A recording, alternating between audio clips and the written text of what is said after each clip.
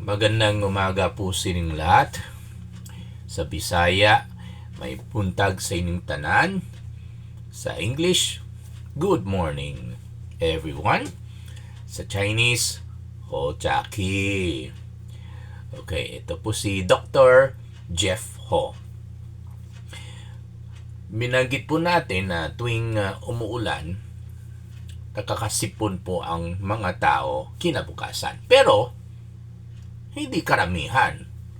Mabilang lang po yan. Sa eskwelahan, ilan ba bang ka-absent lamang? Sa trabaho, ilan namang nag-absent lamang? Bakit ganun? Wag po natin sisihin ang Panginoon kasi nag-iilan lang po kayo. Di ba? So, may problema po kayo.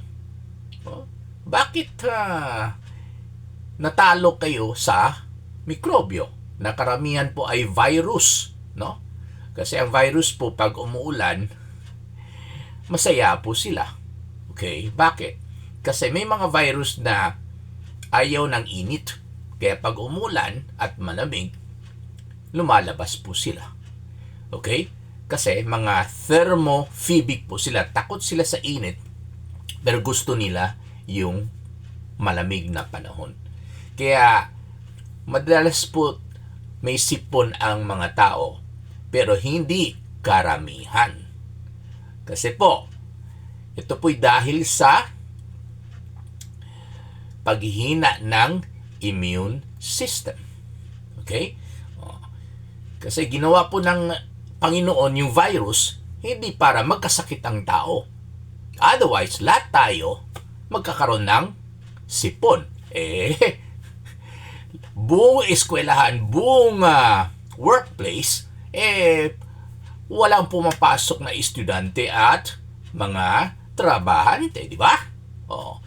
So, bakit nangiilan? Kasi po, chine-check po ng Panginoon yung body resistance ninyo. Pag inabuso po ninyo at bumagsak yung body resistance ninyo,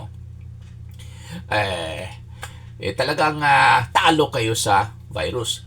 Syempre, bakit bumagsak? Ilang beses ko na sinabi. Number 1, kulang sa tulog. Number 2, sobrang pagod. Number 3, hindi kumakain sa oras. Konti lang kinain mo at mapili habang kumakain. No? Kaya po, matatamaan po kayo. Kaya huwag po natin sisin ang Panginoon. Bakit nilikha niya ang virus? Okay? Kasi po, nag-iilan lang po kayo yung iba hindi. Bakit? Kasi malakas ang immune system or body resistance. Bakit nakakasipon po tayo? Syempre, ang unang pagpasok ng virus nasa ilong. Kaya sinisipon po tayo. Next, diretso siya sa lalamunan. Kaya kumakati ang lalamunan. At yung iba, sumasakit ang lalamunan. At tuloy-tuloy po sa daanan ng hangin. Kaya po nagkakaubo. Okay? Pero, tumitigil yung virus. No? Kasi, pinapatay ka agad. Kaya, kadalasan ang viral infection, 2 to 3 days lamang. Okay? Pag malakas rin ang immune system at bumabawi na po kayo. Dahil po, nagpapahinga na po kayo wala tayong magagawa. Sinadya ng Panginoon Huwag kayong magalit sa Panginoon.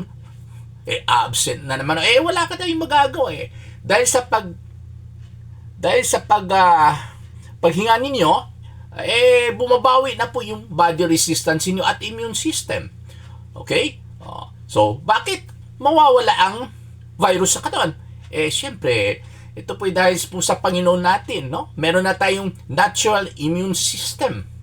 Okay? Na mga white blood cells at ang mga antibodies na lalabas yan at papatay niya yung virus. Kaya nawawala ang viral infection in a matter of 2 to 3 days. At pag maglagdat po tayo, ayan, ayaw ng virus ng init. Kaya sa lagdat pa lang, pinapatay na po natin yung virus. Kaya minsan, hindi po advisable na iinom po tayo ng paracetamol. Punas lamang, katulad ng sinabi ko kahapon. Maraming salamat po sa inyong lahat.